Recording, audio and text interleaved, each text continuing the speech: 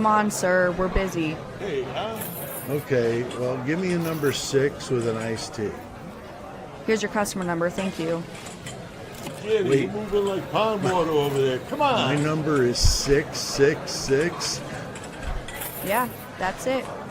It comes after 665. Move on, sir. Oh no.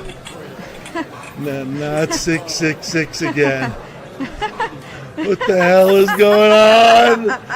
Ah! Hot stuff here. Excuse me.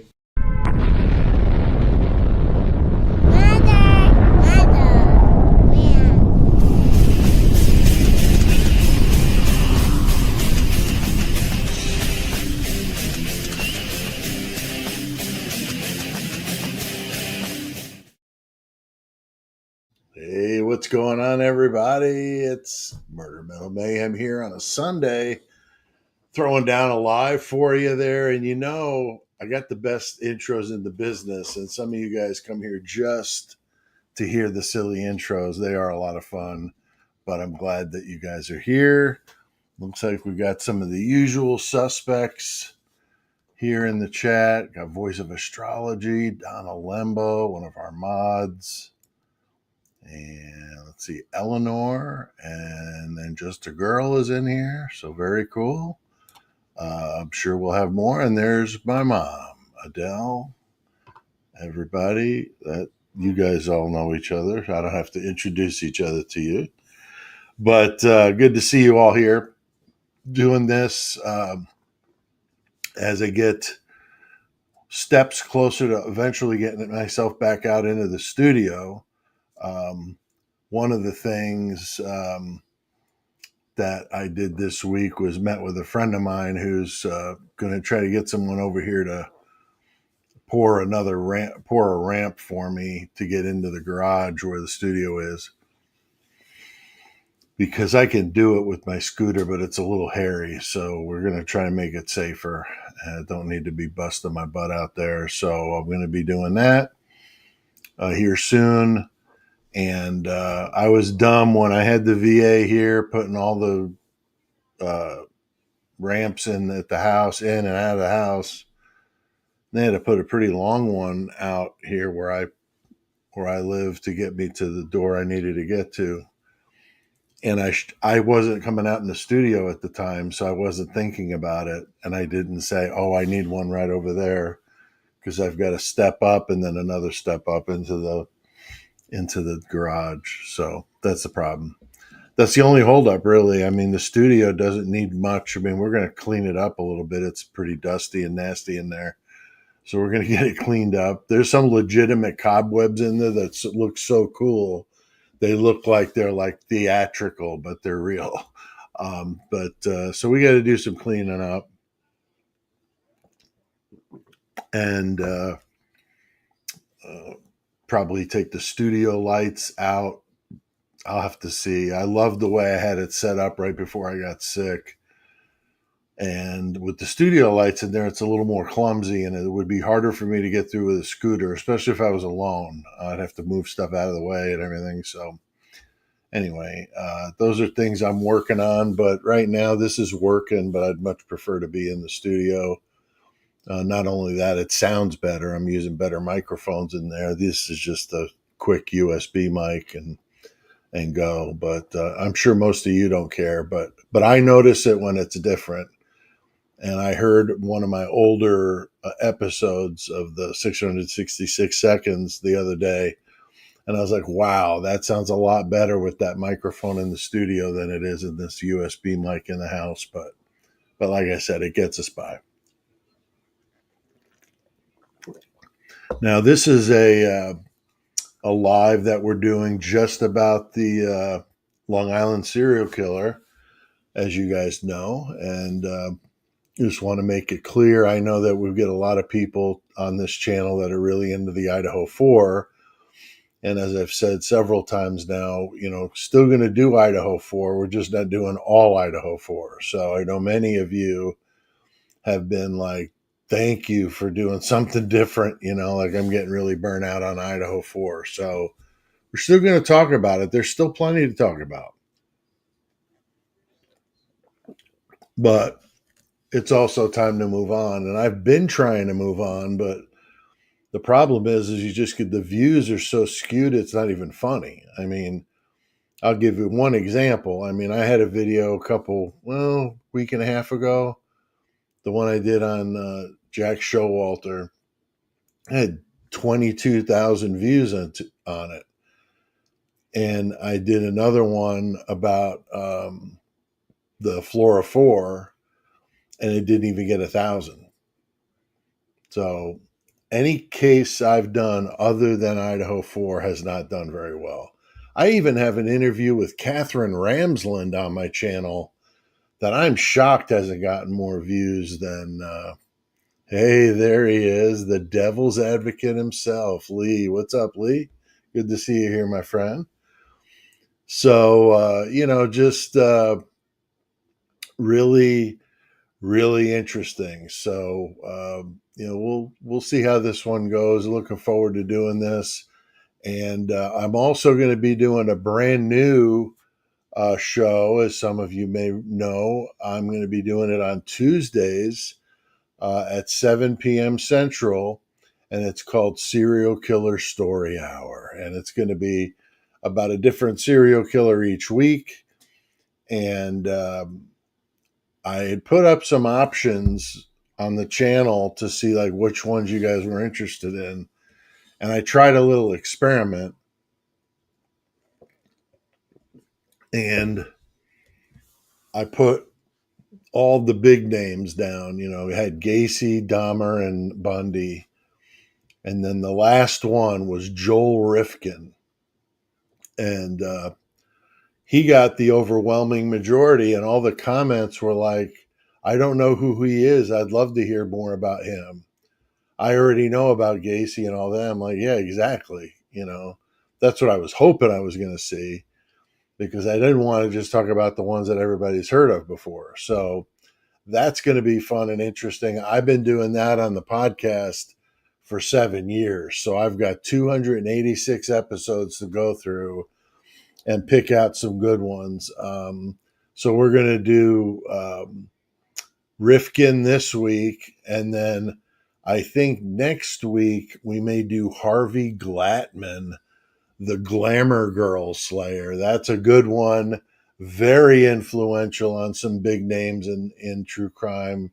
BTK, Bundy, the obsession with tying women up all came from Glattman. He was the original, not a very sexy name in true crime, but Harvey Glattman. Yeah, he didn't have a big high body count, but really disturbing the way he would tell the women after he tied them up what he was actually doing with them.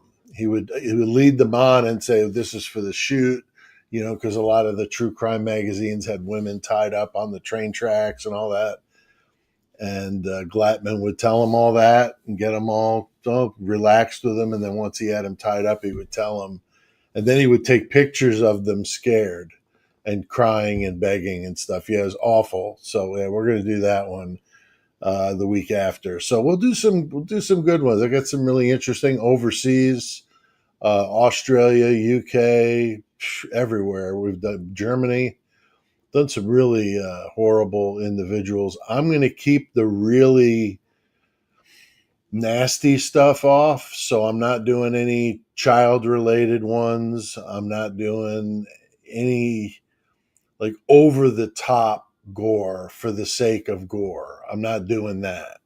I've got some really interesting ones I can do that don't require that. So Glattman would be a good example of that. So it's going to be really cool. Thanks. Mom says it sounds interesting. So yeah, I'm excited for it. It's something different. I haven't been doing the podcast now since I was sick. So everybody's kind of on hold on that front. But this is not the podcast, but this is like a watered down version of it. And I'm going to see, kind of see how it goes, go by the feel, if it feels like people are into it. I thought doing it in a live environment would be more interesting than just pre-recorded videos. So that's what we're going to do. All right. Well, let me look at my list here. I've always got a list. Always got a list.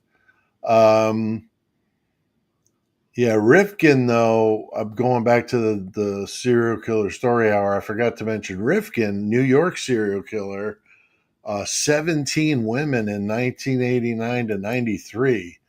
So that's a short span of time for that many victims. And if you're a lover of the show Seinfeld, you may remember the episode where Elaine is dating a guy named Joel Rifkin, but it's not Joel Rifkin. It's another Joel Rifkin. It's pretty funny. But that's him. But yeah, 89 to 93, 17, that's a lot. And what's weird about Rifkin is when he was interviewed, he's just like, he did it because like just wanted to see if he could. Like he wasn't even like all obsessed like a lot of them get. He was very calculating and did it at certain times. Yeah, he could have gone on for a long time if he wouldn't have got caught with one in the back of his pickup truck. So you'll have to stay tuned on Tuesday to find out how the rest of that story goes. But it's a good one. If you haven't already done so, please like, comment, and subscribe to the channel. It helps the channel get out there to more people.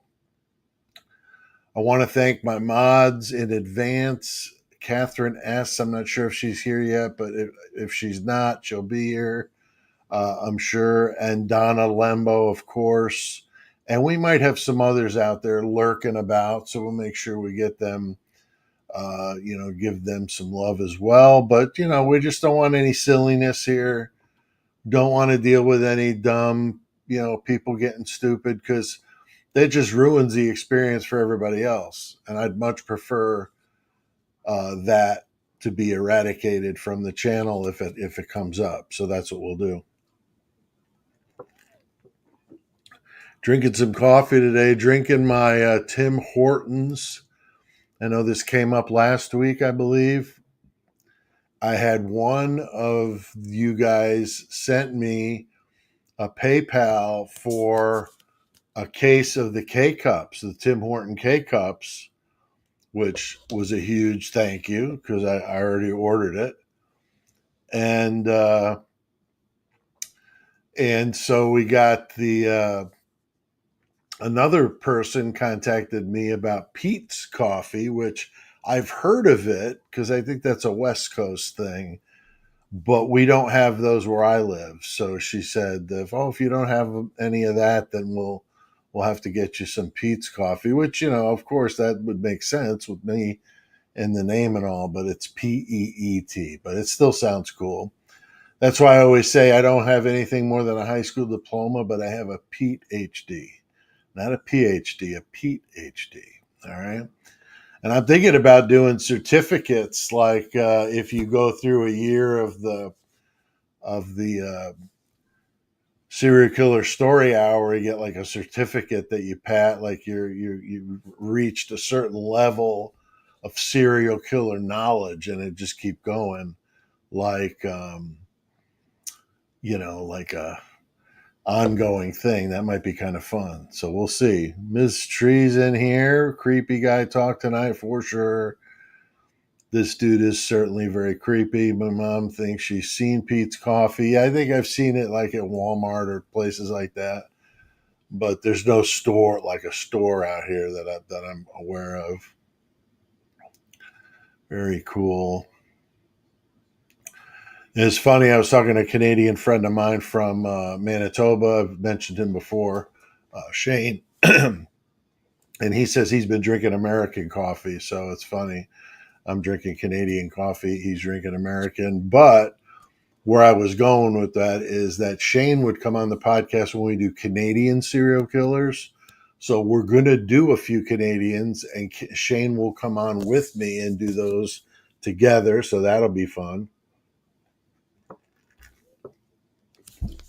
So, like I said, bringing in some elements of what the podcast was like, bringing in a little humor into it, not being so serious. And speaking of which, today I've added a section to these Sunday or Saturday lives called Idiots in the News. And it's just like some dumb criminal stuff, but there's a few good ones that I wanted to share with you guys. Again, just to break it up, these subjects are very difficult to talk about. So the way I adjust and deal is I use humor to kind of defer some of that. So that's why I do it. I'm not doing it because I think these things are funny. I just do it because that's the way I deal with it. And so that's not for everybody, but that's why I do it. So, all right, let's see here. All right, I've gone through that.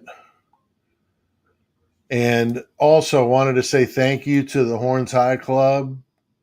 That's the membership here on the channel. You guys do, great things by becoming members and contributing.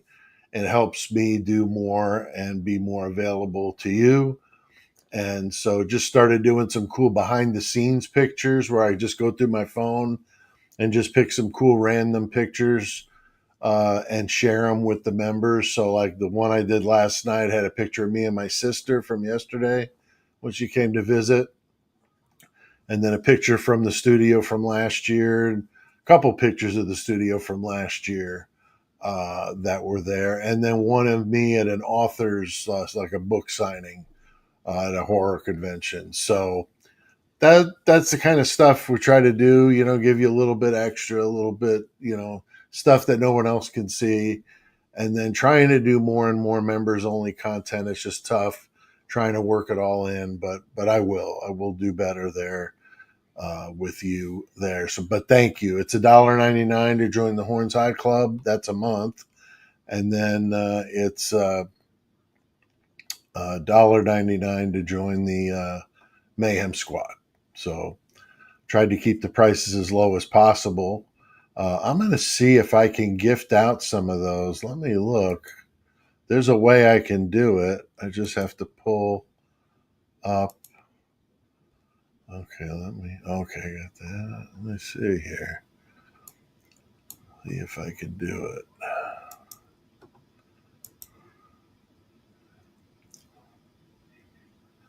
Okay, I just sent 5 memberships out there. That's a freebie to you guys as a thank you for being here today.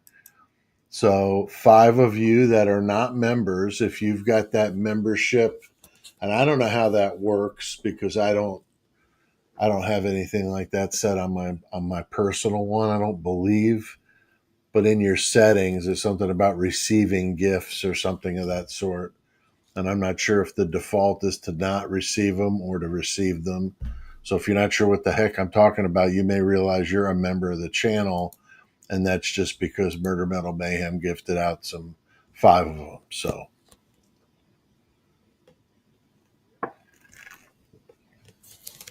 all right. So let's talk about the Long Island serial killer. Now, I got the book.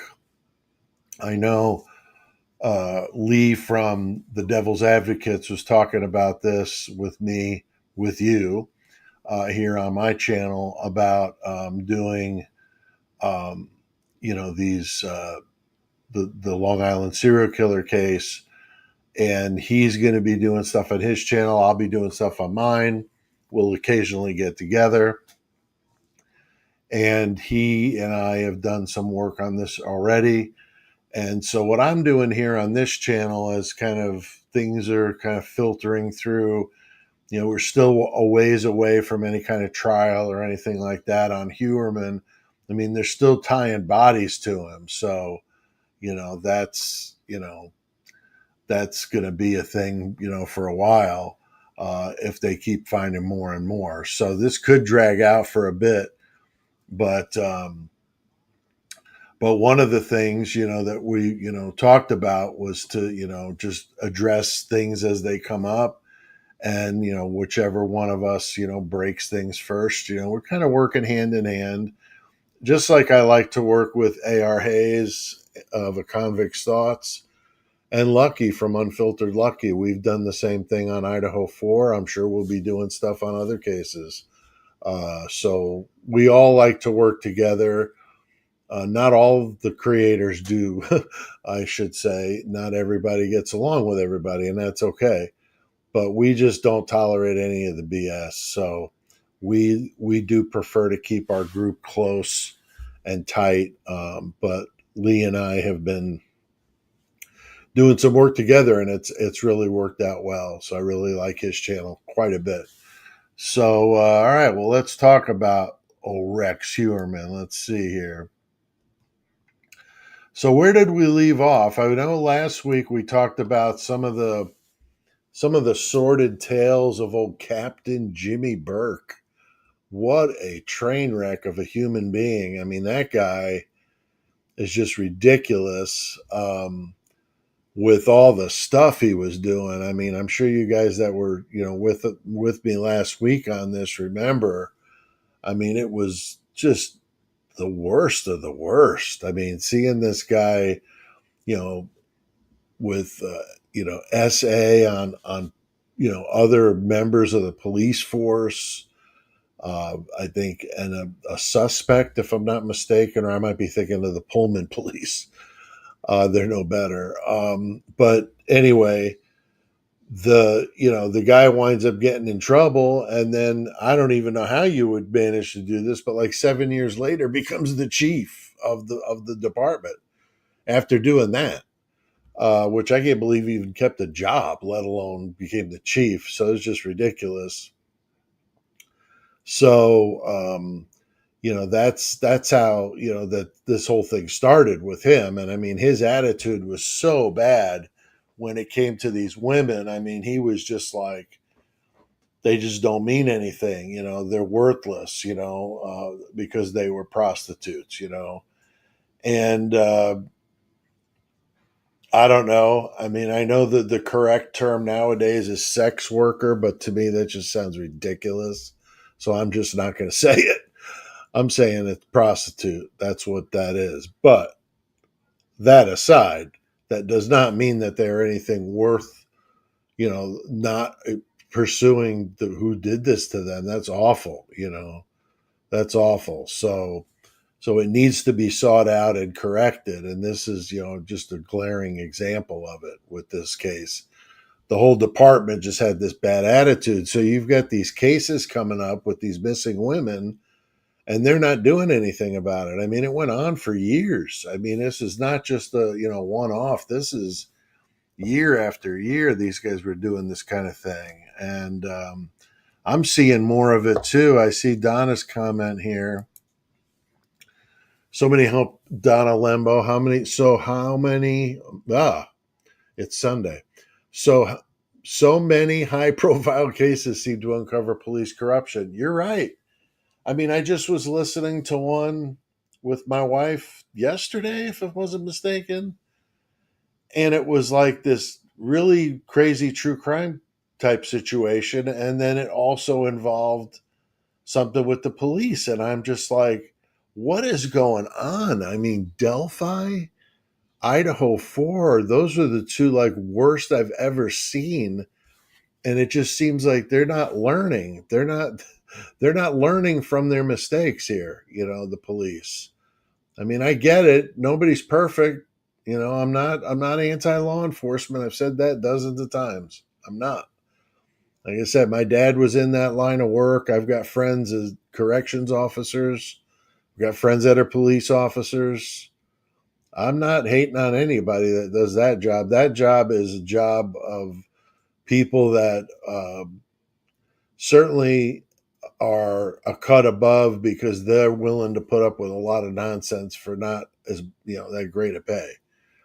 So hats off to them, risking their lives every day. But the ones that are bad are just ridiculous, and they could do so much damage. They could ruin somebody's life. They could put somebody away to death, for that matter.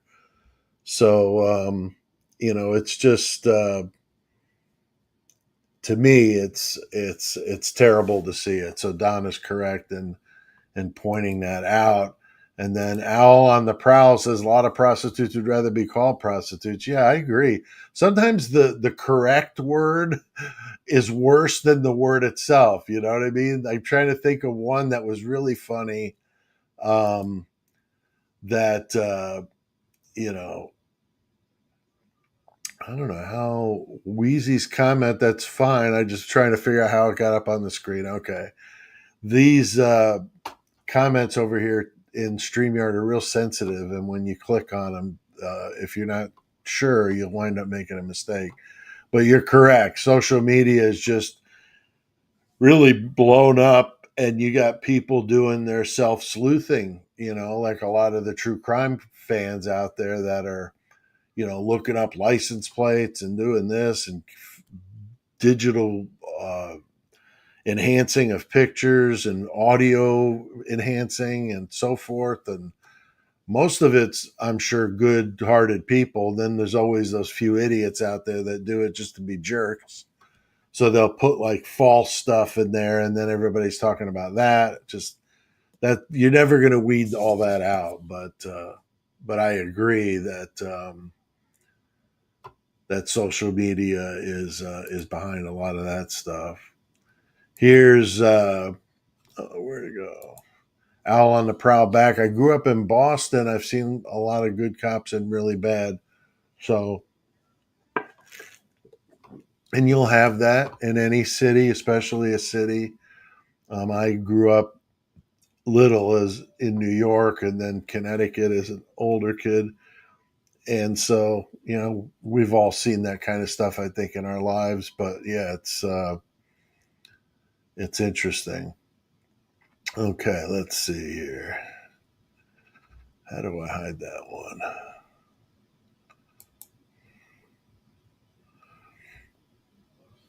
There we go. Okay. So, yeah, we're talking about the Rex Heuermann case and the fact that you got all these bad cops, unfortunately, from the top down acting bad. And then the ridiculous incident involving somebody that stole things out of Burke's car, which was a gun belt, some ammunition, some sex toys, and some pornography. So what a thing to have in the back of your car when you're a cop. But yeah, so then Burke finds out about it, ends up beating this guy up in jail or some nonsense like that. He ends up getting a bunch of time. I mean, it's crazy, okay? So nonetheless, he's shipped off to somewhere in the New York correction system.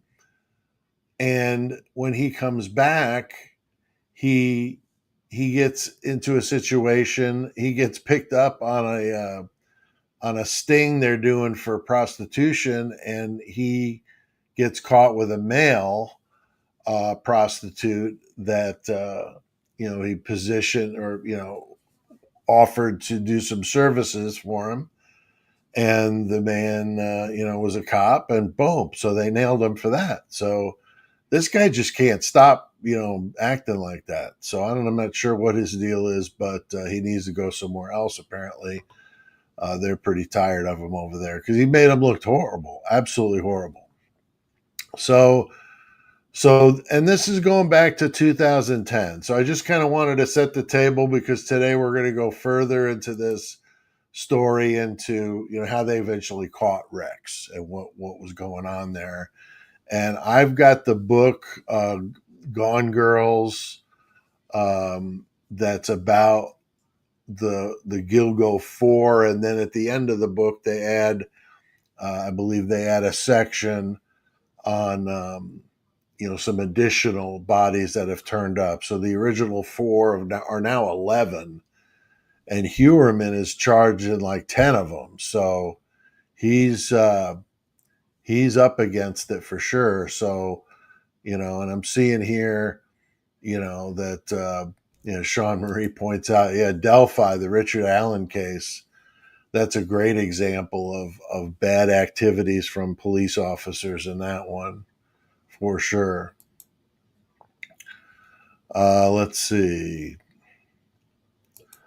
I am trying to figure out if Rex Heuermann is also responsible for some of the New Bedford highway crimes in the late 1980s, early 90s, all prostitutes.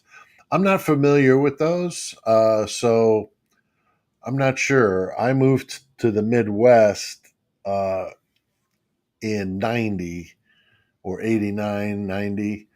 So I was out of there by then. Not that I wouldn't have heard about something, but I'm less likely to hear about something more concentrated when I'm not in the area. So I'm not familiar with that one. So yeah, who knows? They are wondering what, if he has any other crimes, because as you guys know, he has property in Vegas as well as in South Carolina. So and that's where the avalanche is that he was driving, was in South Carolina. So there could very well be some, things, buried somewhere out there that they may find out about later. That should be interesting. Let's see. Where are we at here? So yeah, the Gone Girls is the Long Island serial killer docuseries, also on Netflix, which is very good. It centers on the Gilgo 4 victims, but if you haven't watched it yet, you could check that out, and I think you'll get a lot out of that. Melissa Bartholomew, Megan Waterman, Amber Lynn Costello, and Maureen Brainerd Barnes. Those are the original four. And then, which is interesting because there was the girl that came to, the police, or called 911 and said she was being chased. And she winds up not being part of the original four. But that's what prompted them to be looking for it. So it's kind of interesting there. I mean, what do you guys think about this whole attitude with police when it comes to, women that do that kind of work? I mean, I know it is what it is, but I mean, what do you guys think about that? Get some comments from you guys. Don't forget to like and subscribe if you haven't already done that, please. Oh, let's see. Now, Al on the Prowl brings this up. Interesting. Now, a couple of the victims in the New Bedford crimes were also wrapped up, and that was a big thing with the Gilgo 4. They didn't see that with victims 7 or 4 through or 5 through 11, I don't believe. But that was telltale of hunters. And I grew up with a dad that hunted, and I don't remember, but I would have been little. Him wrapping deer up in those, but maybe it's used for different game. I'm not sure, but I've heard that that made them think that the person could have been a hunter. And of course, Rex Heuermann was an avid hunter. He owned a lot of weapons. Boy, when they raided his house and got into his gun safe, there was like 200 and something guns in that house. So he had a lot of guns. And I'm not an anti-gun person at all. I'm just saying that's an awful lot of guns for somebody to have. He was just an odd one, that's for sure. But that's interesting. And yeah, once they release his DNA, that he'll probably be charged with more, as Al on the Prowl is saying. I would agree. I mean, there's a decent chance that you're going to get this guy running them through any of those databases, and you're going to get all kinds of hits, just like they did with Joseph D'Angelo, the Golden State Killer. They caught that guy with all that genealogy stuff. And I know the genealogy debate was hot and heavy in Coburger because of the way the state was with the way they analyzed that. And that was a whole different scenario and very, very messy. But normally, police stations, do good, accurate work, and all the people along the line that handle that chain of custody, signing off and dating it along the way, showing that it was handled properly. You remember in the OJ trial, that was one of the things that got the prosecution all tangled up, was bad policing. I mean, just really, really bad. And they did some dumb stuff, not following chain of commands, or I'm sorry, the the chain of custodies. Sorry, got my necrotizing fasciitis brain there in gear. So the accuracy is questionable. It is. Al on the Prowl here is your channel is awesome. I have liked and subbed and shared. I will join soon. Thank you very much. Appreciate that. Owl on the Prowl out there checking it out. Appreciate that very much. So we've got a small crowd here, and I know that that's probably how it'll be for a while. I really don't care. I don't. I like talking about this case. If you guys want to hear me talking about it, you want to get in on conversations. I mean, the smaller the crowd, the better it is for you because you get a better one-on-one type experience instead of there being 1,500 people in here, which is typically what I get in my normal lives. I'm usually around, when I check it right when I get done, I'm usually somewhere between 1,000 and 1,500. And so these I knew would be very small, but that's okay. Okay, here comes my mom with some good information, which she may have already known, or she may have asked my dad and he may have helped her. But that's either way is okay, Mom. When hunters hunt for elk, they use those bags because the animal's too heavy to bring out as one, so they cut it up and make it easier. That makes sense. That makes sense. So yeah, old Rex, they believe was doing that with his victims, wrapping them up in whole though because they were small. Remember, Rex is like 6'8", and that one eyewitness called him told the cops he looked like an ogre, and the cop said when he actually saw Heuermann, he laughed out loud because he did look like an ogre. He is definitely. I mean, if you got to talk about some of the ugliest serial killers out there, that dude's got to be among the few at the top. There's some bad ones though. Fritz Hanke, I think that's his name in Germany. He's maybe number one, but you'll have to see, ladies, what you think about it. All right, so excellent information from my mom about that. That's good. So moving on, we know that, yeah, that's a common thing with hunters. It just makes it easier to bring the body back without it being all one because it's heavy. I know I've helped my dad drag deer out before. No fun. Now, once you got the old guard out of there, now you bring in some fresh people, right, with new insights and not a bag of sex toys in the back of their truck or car and concentrating on the damn job. And so now you got a task force established because they're sick and tired of this. They don't want to have all this bad publicity about these police. You know, you got the chief looking foolish and then he gets busted again in that sting. The prostitution at some Vietnam Wall, too, of all places to do that. Like, dude, seriously. You know, just get a hold of yourself. Voice of Astrology has a good comment here. Lurch is better looking. I would agree. Heuermann's pretty rough. Pretty rough. Oh, my mom said, wait a second here. This is good. My mom said she knew it because she's lived with my dad for over 60 years. So very true, Mom. Very, very true. You should get an award for putting up with his nonsense for all that time. So, all right. So yeah. So we've got all this going on. We got some new blood, and this has been languishing since like 2010. So all of a sudden, this new task force comes in, and they're getting it done. They're putting in the work, and they're finding out some links here.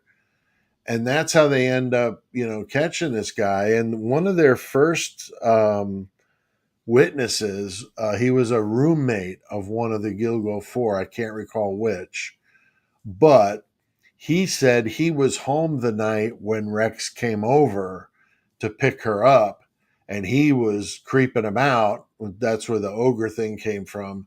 But what he also found is probably the most important clue of all, which is this Chevy Avalanche, this truck that Rex Heuermann drove. It's the first edition, which apparently is very distinctive looking. And this guy noticed that when he picked her up. So he told the cops, exactly what the truck looked like, which was extremely unique, and the description of this guy, which is also pretty unique. And that's what they used to kind of start the ball rolling.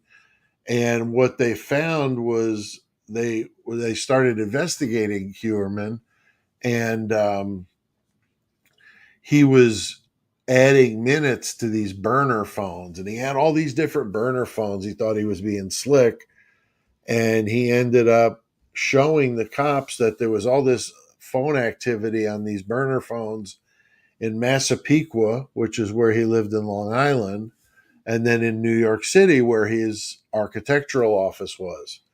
So, he was establishing a pattern. And, any of these serial killers, that's like number one, is you start establishing a pattern, and the police can, they could eventually catch up to you a lot easier than if you're randomly doing it. So I'm going to take a little drink of water here.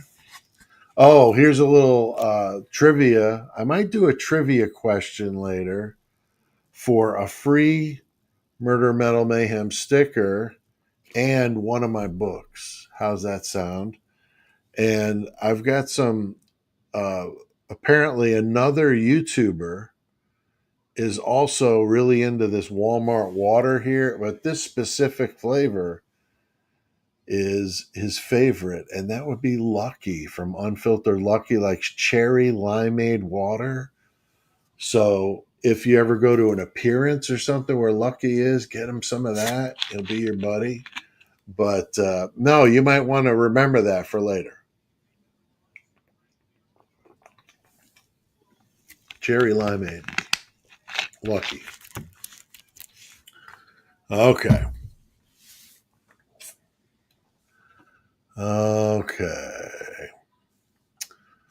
Let's see here. Where did I leave off? I got my notes here.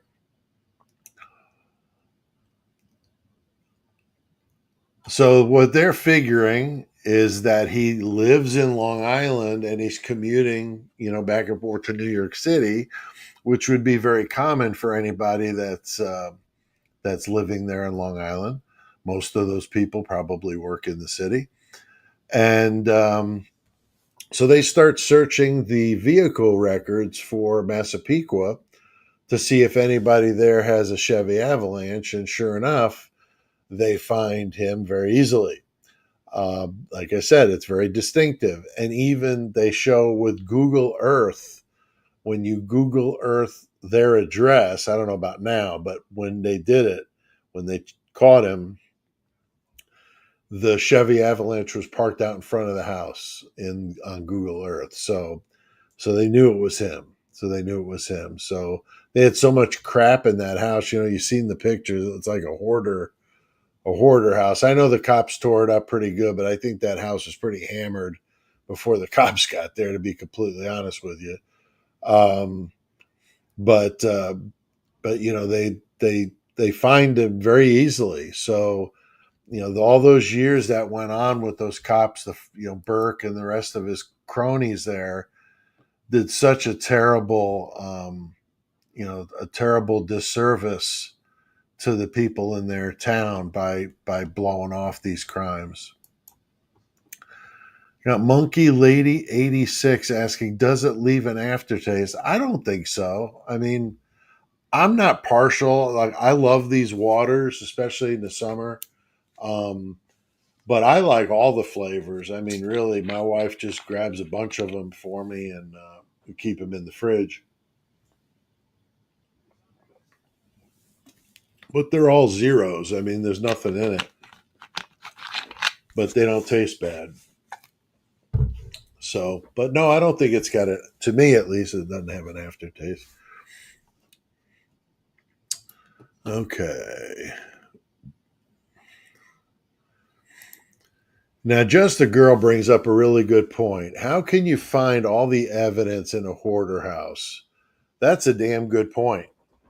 Um, Part of what I used to do at my job before I retired was I used to have to go into condemned buildings as a building inspector to condemn the building so that it could be demolished and to make sure that it was free of anything that was dangerous that would become airborne and hurt people, so forth. So I've gone in some nasty places, and I used to do a thing. I called it Pete's Tour of Homes. And every year when I did my training, because most of my training I did with the guys I trained was annual. And every year I would have a new tour of homes, and it was all these pictures from these nasty houses I went in. I'm talking like dead rats, roaches. I mean, just filthy, disgusting, vile things. And we used to take pictures of it and just tried to top each other, who could come up with the most disgusting pictures. And mine were always the worst. But anyway, that's what that Heuermann house reminds me of. You go up to the house and you could just tell it was going to be gross, like, oh gosh. Especially when you saw like cats in like all the windows. I always hated those because you knew it was going to stink of cat pee. And yeah, it does that smell to me. I don't like that. So it was like,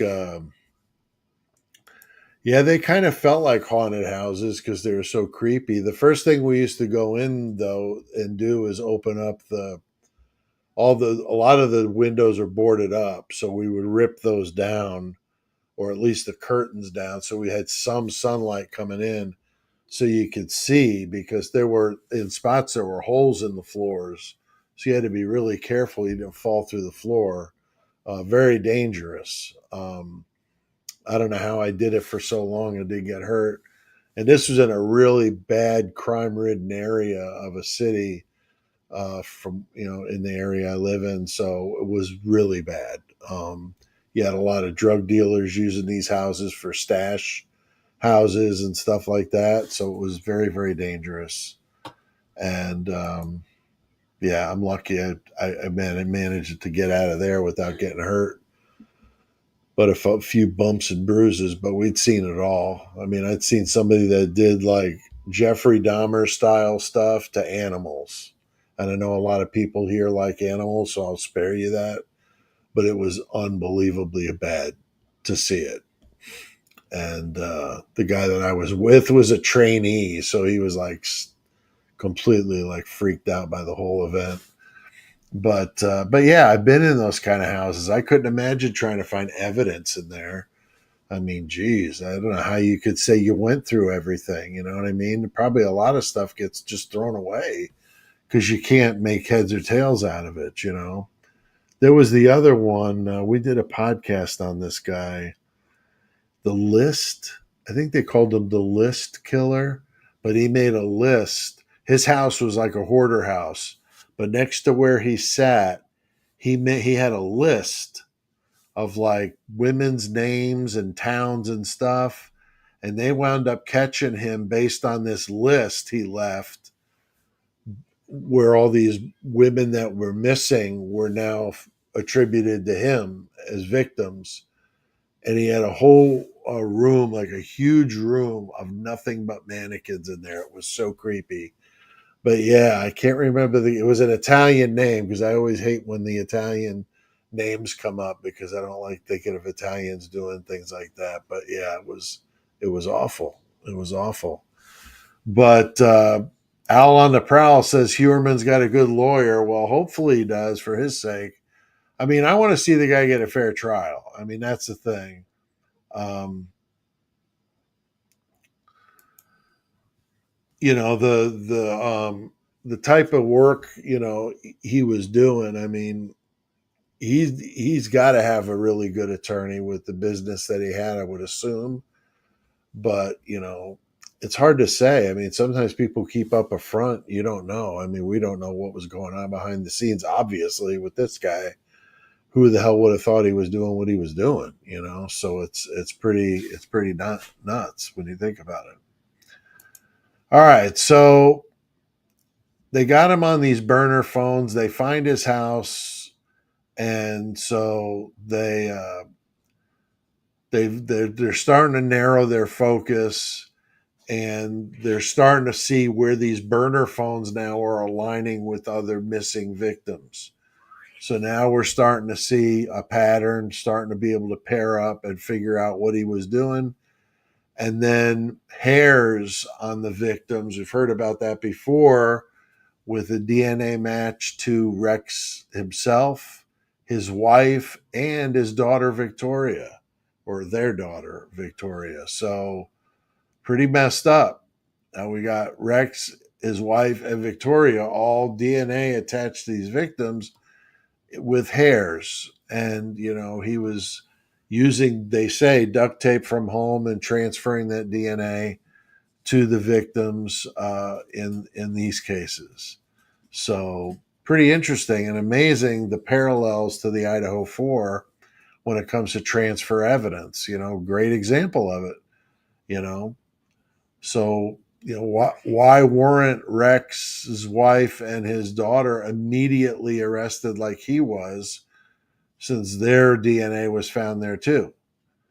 Well, it's because they're figuring it's this transfer DNA from home. Well, why didn't that happen in the Idaho 4 case? Why did we just assume because that's the DNA that's there that that's the end of the story? And I think was the big crux of that problem, at least with me. And this is a great example of the other side of that. Now, Rex was originally charged with the 4, and now I think it's up to 10. I don't know if they've charged him with the male victim, because there was one male, Asian male victim there, but I don't know about. I'm not sure. If anybody knows, you could put it in the chat. And the Peaches victim, identified as Tanya Denise Jackson and baby Tatiana. So they finally put an end to that. They were able to identify that poor woman and her baby. So just terrible. But yeah, just a girl saying the home was falling apart. It was. I mean, it's just a mess. Apparently, it was the home he grew up in, and he wanted to keep it. You know, with his parents, bought it from his parents, and he wanted to keep up the look to it. But I'm thinking, dude, the way you keep up with something is not to just let it fall completely to ruin. You know, so I don't know what the deal is with that guy.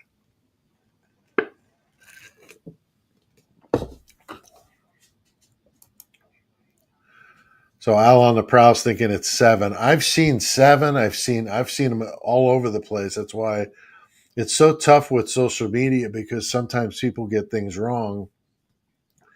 And as a creator, you know, I'm sure I speak for most of us or all of us. We're not trying to get things wrong. I mean, sometimes it's just really hard to remember all this stuff. So I appreciate you guys correcting it if you know that I'm saying something that's not right. Because that's how we all learn. So that's what makes the true crime community awesome, right? Because we all love the chase, we love the puzzles and the mystery and everything else. And I'm sure most of us have interesting stories about what got us into true crime. I've heard a lot of really good ones. You know, I've heard some bad ones. You know, I'm fortunate enough to have a good backstory of how I got into true crime. So I think it's one of those things that just always is intriguing here. But I'm guessing he's going to be responsible for many, many more. I agree with you. I think Heuermann.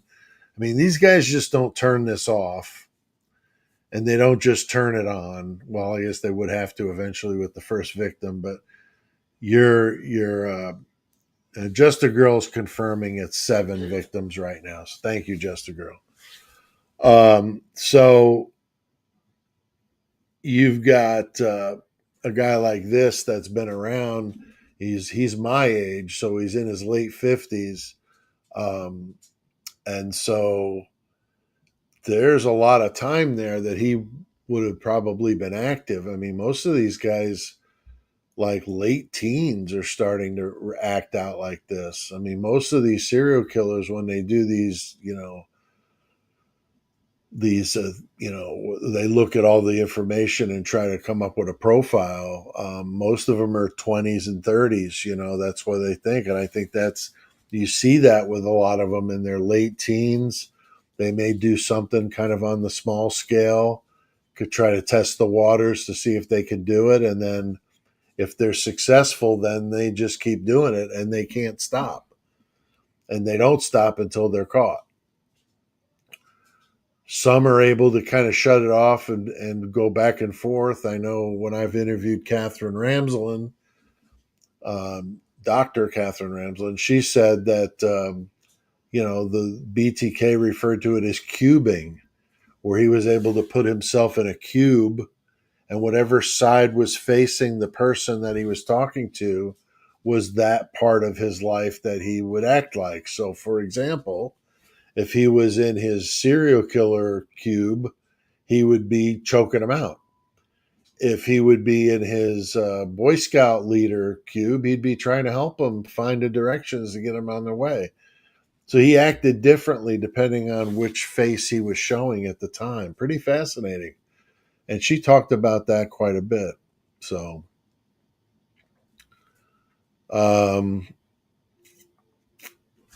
Voice of Astrology asking how I got into true crime. Well, I got into true crime from both my parents, I would say. My mom worked for a divorce attorney that had represented Hella Crafts. That's the case in Connecticut where was the first case in Connecticut where they tried a person for murder that there was no body. Dr. Lee, Henry Lee, the famous one, he was the examiner. And that was the one where the husband put the wife through the wood chipper. There you go. Put her in the wood chipper and scattered her out into this lake. Thought he was slick, but he wound up getting caught. In that case, that the woman had told the attorney, if I don't show up for my appointment, he got me, and he got her. But he drove her car to the airport and said, I don't know where she went. She just left me, I guess. And she was from Europe. And so it was kind of a crazy case. But Harold, Crafts is the name with a C and an S at the end. But Howard Crafts, I think his name is. Richard Crafts, that's it. Look that up if you're interested. That may be another good one. Although he's not a serial killer, that would be a good one for the serial killer. Maybe we'll make exceptions for somebody that put somebody through a wood chipper. But that was the scene, or that was the event that inspired was that movie Fargo, where they puts the person through the wood chipper. So that's where the director or the producers got the idea. So yeah, and it's interesting how these stories all intertwine. But my mom on that side, from her interest in true crime, she was reading Helter Skelter when I was a kid. So a lot of influences there. And then my dad being a parole officer, I heard about a lot of these inmates and some of the horrible things they did.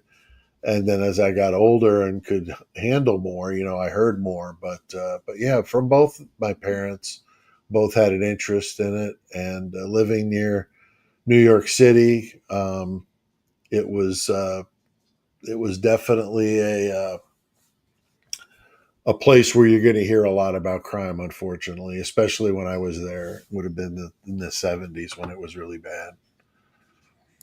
But thank you for asking. Thank you for asking. And I like to incorporate a lot of true crime into my writing. I mean, most writers use true crime to tell stories by creating characters from real people. I know I've done podcasts on that before to bring forth fictional characters based on real individuals and just about everyone you could name, from Freddy Krueger to Michael Myers to whoever. They all come from real people, and that's how these characters are born, from reality. And here we are into true crime, and we're studying the reality of it. So I think that's what draws a lot of us in. So they're zeroing down on old Rex here. Okay, we're coming up on an hour. My lives don't go more than 90 minutes. So we got a half hour to wind this thing down, but we're going to be good. And we've got, things, the net is closing down on Rex, and he has a little pizza party at his office there in Manhattan. And he takes the pizza box and tosses it out into a trash receptacle out there on the street, on the sidewalk. And the cops come by and scoop it up, and they test the pizza crust, and sure enough, they get Rex Heuermann's DNA. So now they got his DNA to compare, and that's how they're able to link him to the hairs, to this, to that, and now it's like a house of cards, all falling down on old Rex. He gets arrested, and again, he was originally charged with 3, I think. Then it became 4. Now it's 7. So I mean, it's ever changing based on lab results and what they can determine. Because some of these victims, unfortunately, were left for years, and so there's really nothing left that they can really even test, or very little. So science has come a long way, but it's certainly not perfect. So there's some that take longer, but hopefully they get all these people identified and dignified, but with a burial or something, um, you know, something other than what happened to them. That's just absolutely horrific, and nobody should have to endure something like that. I mean, that's just terrible. Now, I saw somebody in the chat point this out about Keith Jesperson, um, the serial killer. Keith Jesperson. That would be a really good one for a serial killer story hour, because Keith Jesperson, the Happy Face Killer. There's a couple of guys that got that moniker, Happy Face Killer, but Jesperson is the one. When you talk about the Happy Face Killer, that's the one you're talking about, is him, because he left little notes for the cops and he made a happy face on them, and that's how he got the name. Nothing really fancy about that one, but Jesperson was a truck driver. So Jesperson used to pick people up and then discard them all over the place, and it's hard to track a drifter killer. I mean, they're the worst, especially in a damn semi. At least like Henry Lee Lucas, he was just mostly on foot or hitchhiking. But Jesperson was driving, and he was all over the place. But most of his time was up in the Northwest. So that's where a majority of his victims were, up in that area. I think even into Canada. But Jesperson would be a good one. But nonetheless, the Happy Face Killer thought, he would be like the ambassador of serial killers. And he reaches out to old Rex Heuermann, writes him a letter. And I'm not exactly sure what the letter said, but I read an article about it, that said that it was just a lot of small talk and just, hey, I'm here if you have questions or whatever. And Rex responded to him, and apparently they went back and forth a few times. Now, I don't know if they're still, pen pals or not, but yeah. So Keith Jesperson, the Happy Face Killer, communicating with letters to Rex Heuermann. Have any of you guys ever communicated with anybody behind bars like that? I'd be curious. I have tried a couple of times, but did not get responses.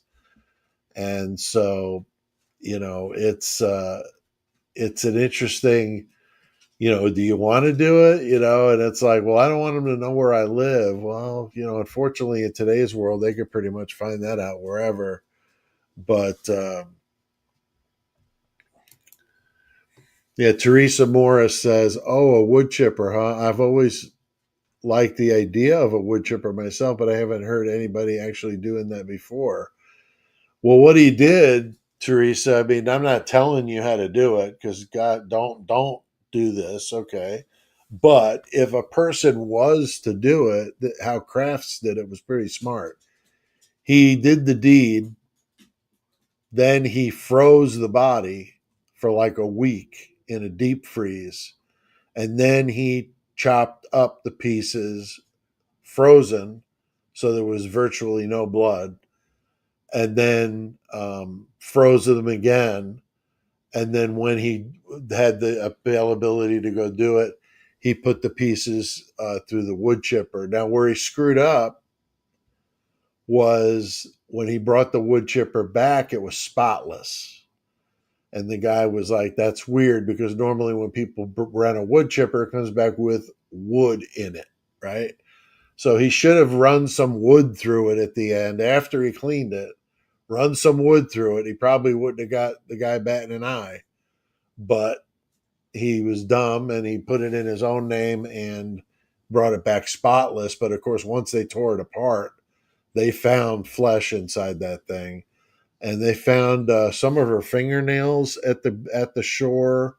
And what really did him in was when the husband, did the deed. She put the mail, the family mail from the day, in her robe pocket to bring upstairs. And so when he did this, the mail got caught up in with the wood chipper stuff. And so they found pieces of their mail on the shore, and some of them with the return address with their address on it. So that pretty much damned him and made that case a slam dunk. But the book is really good. The Wood Chipper Murders.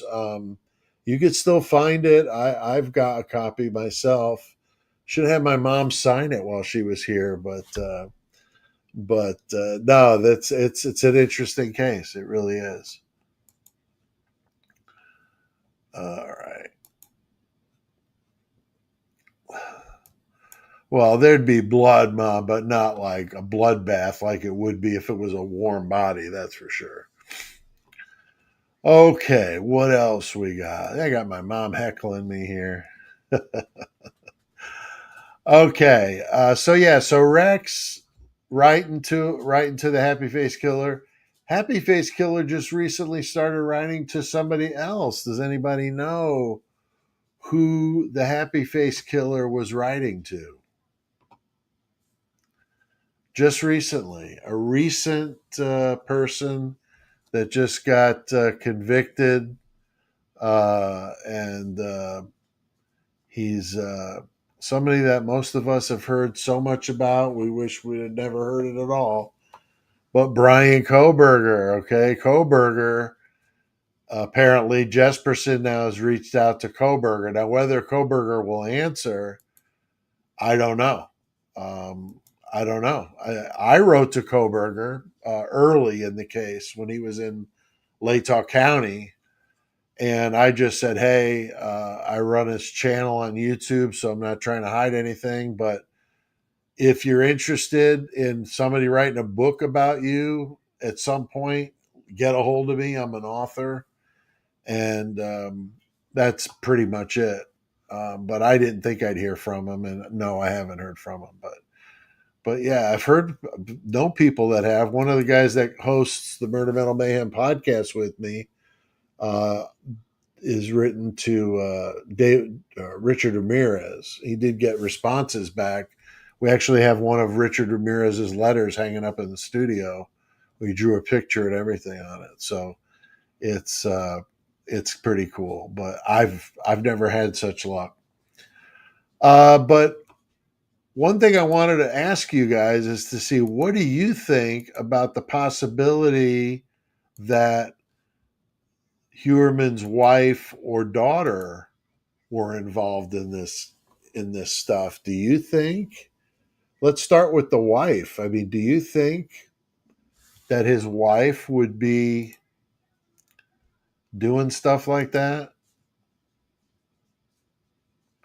with him? I mean, I'm just curious. Do you see that? Because I know a lot of the crimes were done when she was not home, but I also know that, you know, there were people that said she used to go to these parties with Rex, these swinger parties and that kind of stuff where this stuff was going on. So I have a hard time thinking she was completely absolved from any of this. But then again, you know, there are spouses that get away with all kinds of stuff that, you know, they shouldn't, but unfortunately they do. And people are terrible sometimes to each other. But here, Al on the prowl is saying he or she does not believe so. And then we got Just a Girl following up with for sure the wife. I kind of side with Just a Girl on this one. I think the wife, Ella, I think that was her name, had something to do with this. I think even if it was just an acceptance of it and just to acknowledge he was doing it and just saying, look, you do your thing. I don't want to be involved in it. I'm not going down for you. I'll just not say anything. I could see that coming from her. I would have a hard time envisioning her aggressively going after people like he was doing, because just on physical size alone, he would be very intimidating to the small petite women that he was going for. You know, he was going for dark-haired girls that were petite, that he could easily manhandle and do what he wanted to do. He's just a piece of crap. Okay. But the wife, um, you just have to wonder. Asa, yeah, that's the one. That's Asa. Elsa's the Frozen. Yeah, I'm getting my Icelandic women wrong here.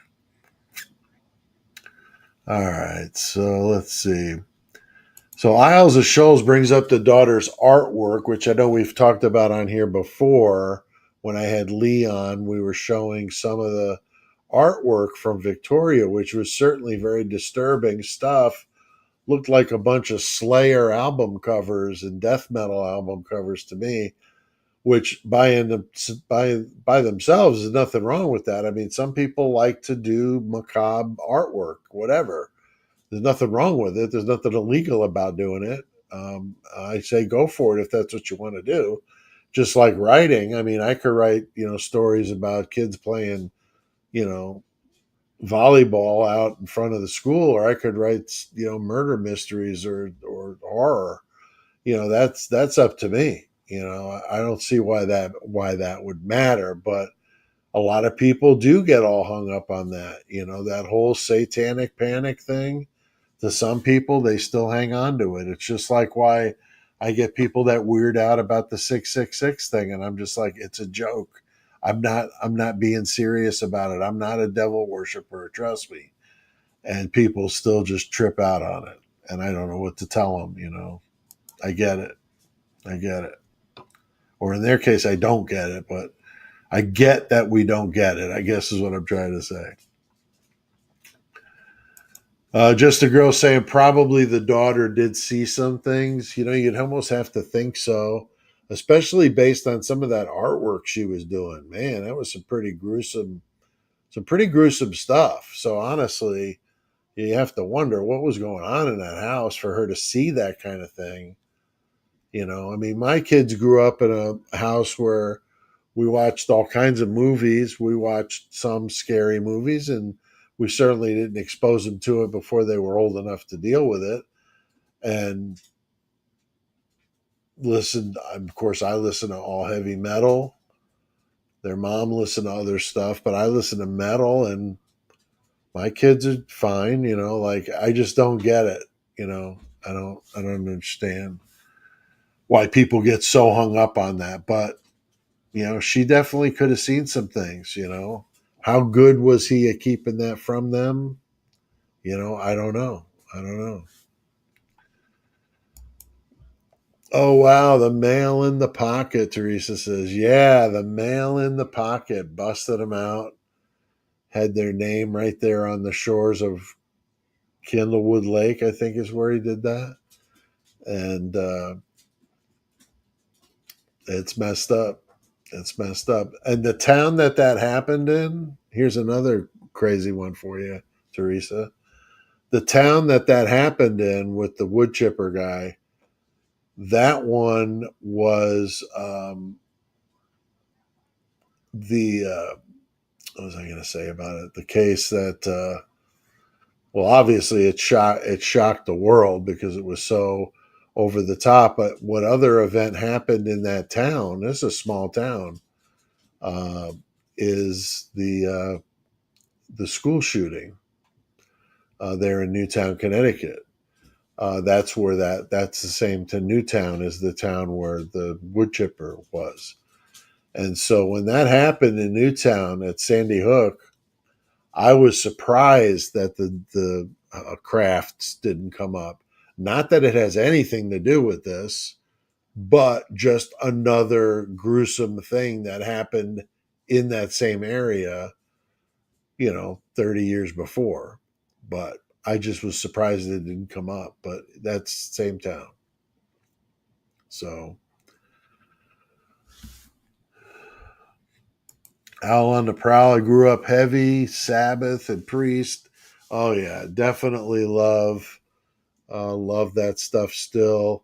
And yeah, the hearing for some of my friends has become an issue. I've been pretty lucky, but I think all of us, our hearing goes at some point. I'd rather have it go when I can remember hearing stuff like you're talking about than hearing some crap I don't like. So yeah, I love heavy metal.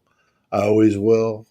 I was very sad when Ozzy died. It was like a personal like whoever you were into when you were a teenager, that kind of stuff holds with you, and it sometimes identifies you or as a lasting imprint on you. And Ozzy was a very controversial figure in his time, but as a creator of music, just unbelievable. And him and his band, Black Sabbath, created the genre of music that I still listen to today. So I can't help but, feel sorrow for that loss, for Ozzy, for sure. Good night, Mom. She's taking off. We are getting ready to wrap this thing up here. So, does anybody have any last things you want to bring up or questions at all before I see you again, which will be Tuesday? Don't forget to like the video, subscribe if you're not, and drop a comment below if you're watching on the replay. And but I think that you know it's going to be an interesting one with the live on Tuesday because it'll be a different format that I'm not normally doing on here, and it'll be fun. I think more lighthearted than somber. That's for sure. So, all right. Very good. Are there stories of a family of killers? I'm not sure if there. I'm sure there are. I just don't. I'm trying to think of any. I can't think of any. I know that I did a store or I wrote a book about a man with. It's not called multiple personality disorder, but I know that it's got a different name now. I just can't remember what it is. But he had different serial killers living inside of him, 12 different ones, and he acted like they were all independent, and he performed murders across the country, and the FBI thought it was a group, like a satanic group or gang, because they left messages on the walls, and the messages were all in different handwritings because it was all these different people, and it was pretty wild. But it's called The Dreadful Lives of Enoch Strange. But that's what that book was about. I've always been fascinated with that idea that somebody can have multiple, like Three Faces of Eve. The Minds of Billy Milligan is a good book about that subject, about the first case in Ohio where a person was found not guilty for SA because they were acting like, and the person that did the SA, the personality that did, was not the person that was like in control. It was like really weird, and they needed psychologists to kind of unwrap it. And they got him off. He had to go to a hospital, but he wasn't sent to prison. And it was very, very controversial at the time. But Billy Milligan, The Lives of Billy Milligan, that's a really good book if you're into that sort of thing. They've tried to do a movie about it, but they haven't, that I've seen, sold the rights to it. But I would love to see it. I know Leonardo DiCaprio was toying with doing it, and he was going to be Billy Milligan, which would have been amazing because I'm sure he could have pulled it off. But another fun fact. Oh, we got to do a giveaway, don't we? Let me pause on the fun fact there for a second. But I will say, fun fact. My dad. I wish my mom was here because she could have vouched for me on this one. When my dad worked in New York, he worked for a government agency. I'll just leave it there, not police related. He worked for a government agency, and his secretary was Leonardo DiCaprio's mother. And when she had Leonardo DiCaprio, he was little, and she wound up moving to California, so she was gone and she moved away. But when he was really little, like a baby, she would bring him to the office and stuff. So kind of a cool thing. But you need to know your trivia question because you're gonna try to get this sticker and a book I've got with some short stories in it called Terror on the Tracks. It's got some good short stories in it that I think you'll like. But here's the deal: you got to be um, in the U.S. because the postage is just insane. In the U.S. and one, I'm going to give you 1 minute to answer the question, and then once you answer the question, um, once the minute is up, I'll add up how many got it right, and I'll use my random number generator on my phone to determine which number is the winner. Okay, so it's very, very fair. If you've already won one of these stickers, let somebody else win. But if you haven't, then go for it. They're good stickers. You can put them on your car or whatever. So in the window. So here's your question. All right.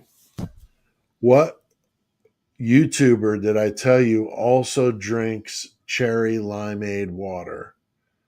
Which YouTuber did I mention earlier that drinks this cherry limeade water? I'll give you 1 minute and then we'll get an answer.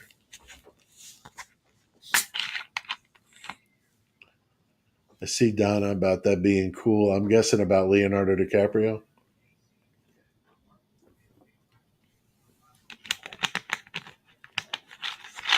Yeah, he's a few years younger than me. So, because I was wondering if I would have been there on like a take your kid to work day type thing with him being there, but no, he's younger than me, so I probably wouldn't have been around him when he was there. But yeah, okay. I figured that's what you were talking about was DiCaprio. Yeah, I don't remember what his mom's maiden name was, but she married a DiCaprio that wasn't his dad. I believe that was the story. And then he was from California, and they ended up moving out to California and of course he got into show business and stuff.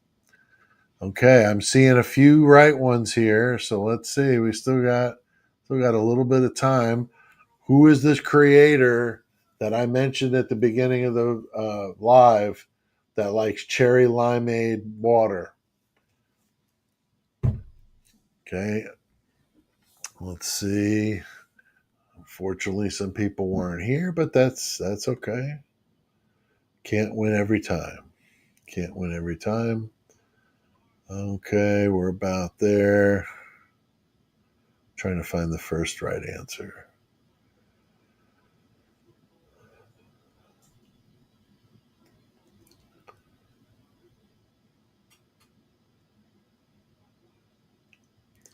Okay, 1, 2.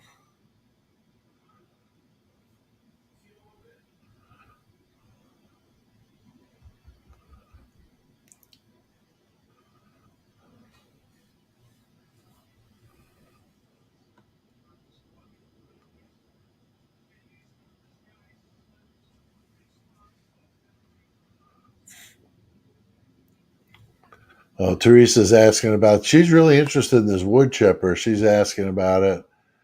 I don't know how much effort he put into it, to be completely honest with you, but he thought about it to some degree. He just didn't follow all the steps, like not renting it under your name, your damn name, and a credit card, and bringing it back spotless. That was dumb. All right, so we only got a few, so I got to give this to Donna Lembo. Donna Lembo, you win. I know I've got your address somewhere, Donna, but do me a favor and email it to me so I don't forget. I know I've got somebody that ordered a shirt. I got to make sure I've got the old school shirts left because we're just about out. I got the zombie shirts that are really cool, but for some reason people aren't ordering them. But they're the amazing full color front, and the back's got Murder Metal Mayhem on it. The front's got all of us coming out of the ground as zombies. It's pretty cool, and it's got CK on it. CK passed away few years ago, and it's we just forged on, but it's cool that we immortalized them on that t-shirt. So well, with that, I'll see you guys next time. Hopefully you'll join me Tuesday for that new show, 7 p.m. Central, and I'll see you guys next time. Take care.